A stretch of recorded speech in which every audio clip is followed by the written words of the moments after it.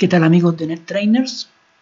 Estamos probando acá algunas funcionalidades del USG 6000B, que es el firewall de Huawei para la plataforma NSP. En este caso, ya les había comentado en un video anterior básicamente cómo podemos entrar para la administración. Trae un gestor gráfico, por ende podemos comenzar a usar el gestor gráfico ya desde algunas versiones atrás que ya los venía trayendo y nos sirve para conocer, digamos, cómo es un firewall Huawei USG 6000 o básicamente cualquiera de las líneas de firewall de Huawei. Entonces aquí estamos, ¿no es cierto?, con la IP por default que trae. Ya vía comandos cambiamos la password a una password customizada, que básicamente te obliga el sistema a hacerlo. Entonces acá tenemos un pequeño lab en el NSP donde tenemos un switch core, ¿cierto?, que está conectado vía un link aggregation hacia el firewall. Tenemos algunas VLAN, son de usuarios corporativos, ¿no es cierto?, invitados, y también tenemos una VLAN de DMZ, los servidores, que también cuelga de este mismo link aggregation. Por ende, de este firewall, bueno, sale la conexión a internet. Estamos suponiendo que el firewall tiene directamente la IP pública, ¿correcto? Y que de acá, bueno, un router que hace las veces de internet, y acá por el lado de internet tenemos un cliente, el cual va a poder acceder a algunos servidores que hay acá en esta DMZ. Ok, entonces básicamente lo que tenemos en este laboratorio es en un primer momento lo que tuvimos que configurar es el LAG, ¿cierto? El Link Aggregation Group, en donde simplemente es un LAG de tipo Layer 2, por ende es de tipo Switching, y aquí es donde están las puertas que lo forman, en este caso Gigabit 101 y Gigabit 102, y es un trunk, y tenemos que decirle cuáles son las VLAN que pasan por este trunk, que en este caso son la 10, 20 y 50, 10 la de los corporativos, 20 de los invitados y 50 que es la de servidores o DMZ en realidad. Eso con respecto al LAG, ¿ok? Después tenemos la puerta de management, ya sabemos. Después está la puerta de outside, que es la de que va hacia internet. Y después tenemos como en este caso estamos haciendo que las VLAN terminan en el mismo firewall, entonces tenemos que crear las interfaces VLAN, ¿cierto?, que actúan como de término, ¿cierto? En este caso una VLAN if 10, que es una interfaz de tipo VLAN interface, que da por el lado trust, ¿cierto?, o como de confianza. Y aquí tenemos entonces la dirección IP correspondiente a esa puerta. También, así como creamos la VLAN if 10, la VLAN if 20, lo mismo, y la DMZ, que en el fondo también es otra subinterfaz, en este caso, perdón, interfaz VLAN, que en este caso tiene la 172.20.50.1. ok, esas son básicamente las puertas que tiene el sistema. Por ahí después también tuvimos que crear algunos objetos. Entonces la idea de este lab, ¿no es cierto?, es que básicamente usuarios de una cierta VLAN, por ejemplo corporativos, hay que crearles cierta política y hay que activarles ciertos servicios que son los que van a ir a buscar ellos a internet, y ellos tienen que ser nateados con un cierto pool de direcciones. En este caso dice usuarios VLAN 10 corporativos, utilizan ese rango de direcciones, y los de los invitados, que son VLAN 20, van a usar otra dirección ya pública para salir. Básicamente todas esas direcciones salen del pool /29 que tiene asignado en este caso la empresa. Y después, ¿no es cierto?, vamos a usar una dirección que nos queda dentro de ese pool, que es la 202.156.47.110, para que con eso usuarios de la internet puedan entrar a este servidor, por ejemplo el servidor 1, en un servicio web y también en un servicio FTP, y cambiando unos puertos que no sean el 80 y el 21, pueda el sistema rutearlo a este segundo servidor. O sea, en el fondo, usando esa misma IP pública, podemos entrar a dos servidores distintos haciendo modificaciones en los puertos, lo que normalmente se conoce como un port forwarding o también un path estático. ¿Okay? Entonces, fundamentalmente en este lab tuvimos que crear algunos pools de direcciones. Por ejemplo, está lo de la red corporativa, ¿no es cierto? Ahí está la red corporativa de la VLAN 10, ¿cierto? Simplemente le damos un nombre y le damos una red.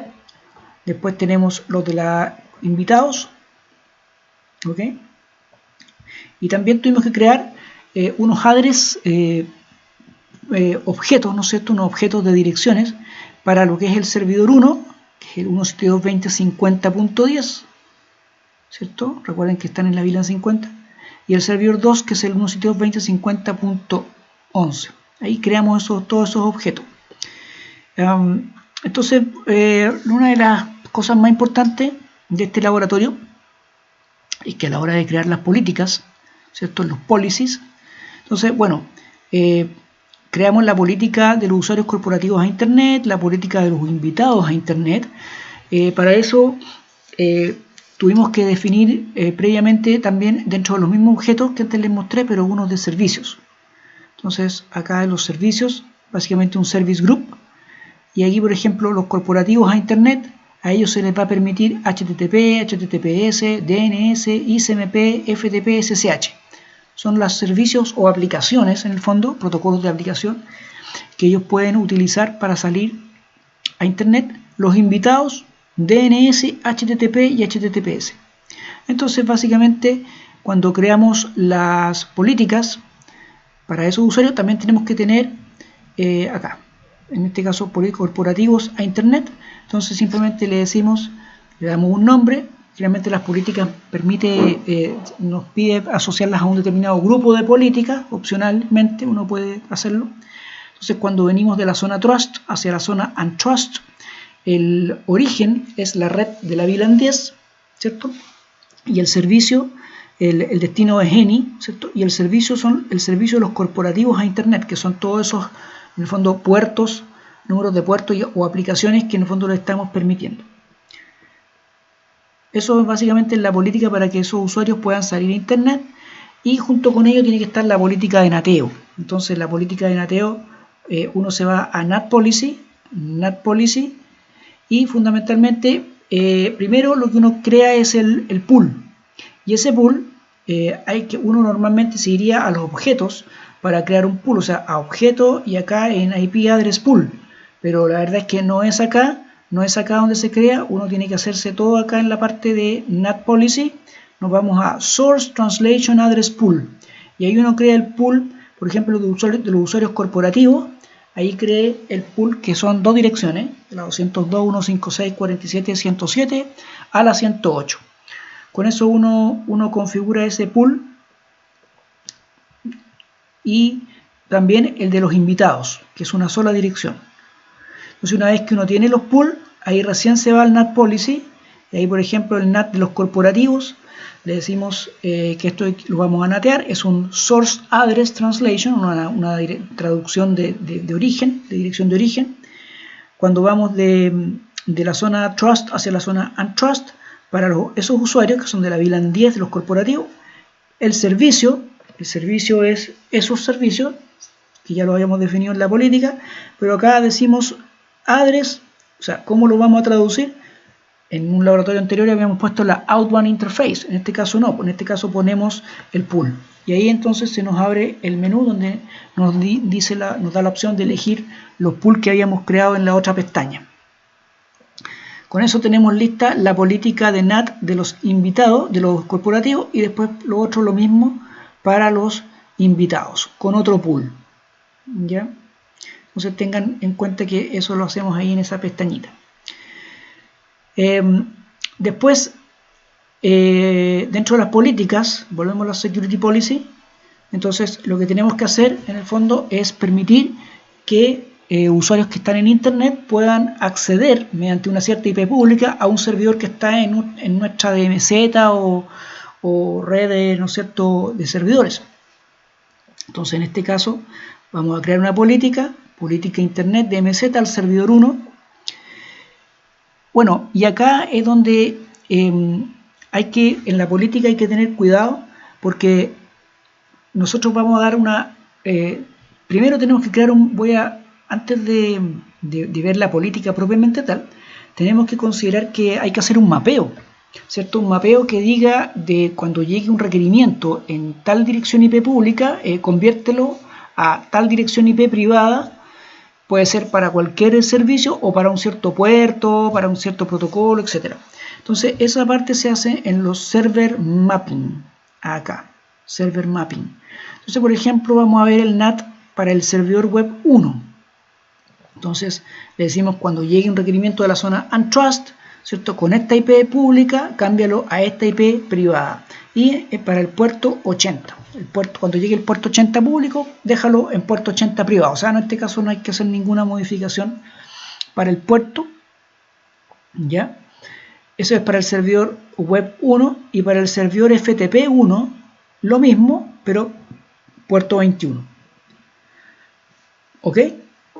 Y después creamos los otros mapeos que son para el servidor web 2, que en el fondo es idéntico a la misma IP pública, pero ahora cambia a otra IP privada cuando el puerto público en este caso es 8080 y cámbialo por el puerto privado 80. O sea, cuando ahora llegue un requerimiento a esa IP pública pero con el puerto público 8080, lo va a cambiar a esa IP privada en el puerto privado 80. ¿Ok? Y para el servidor FTP2 lo mismo, el mismo puerto, pero cuando llegue ahora con 2121, cámbialo al puerto privado 21. Ahí con eso están los mapeos.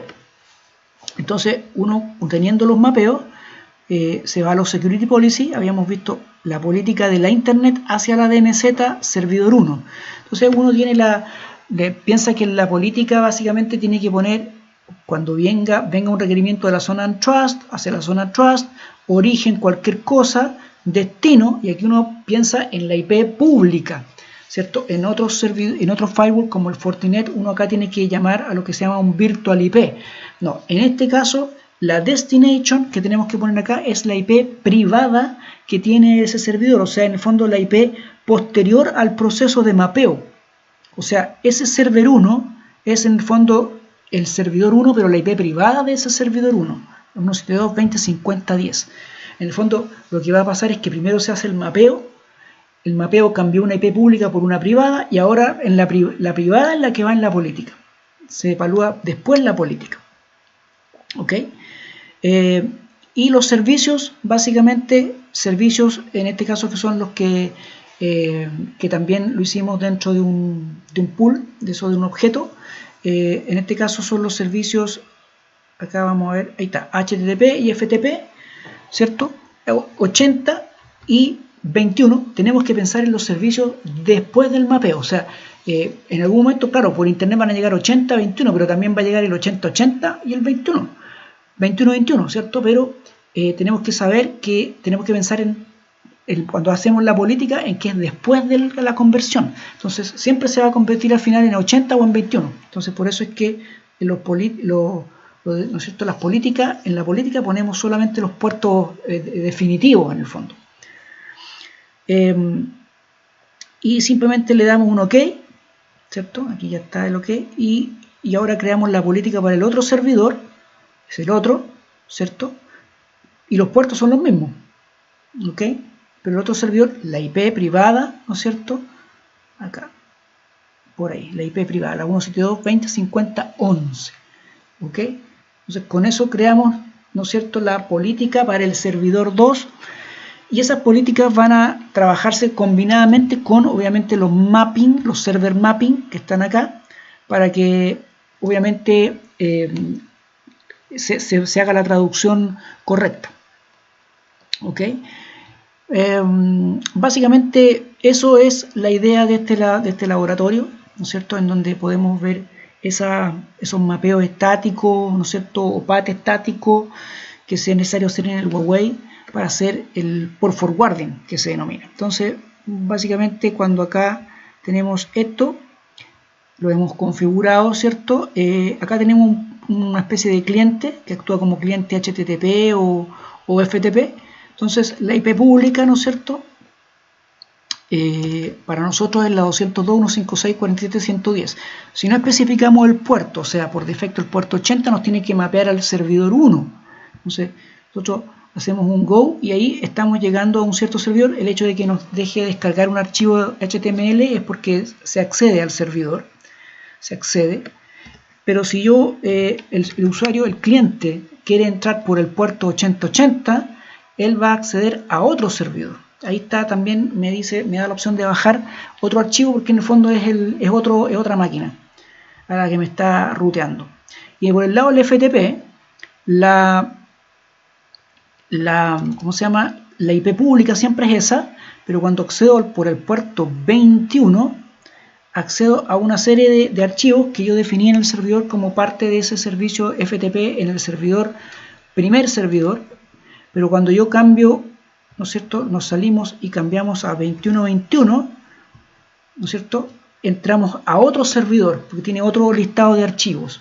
Se fijan, estamos en el servidor ahora el punto 11, primero el punto 10, después el punto 11. Entonces, en el fondo estamos accediendo a distintas máquinas con una misma IP pública, pero así el equipo hace el port forwarding dependiendo del puerto.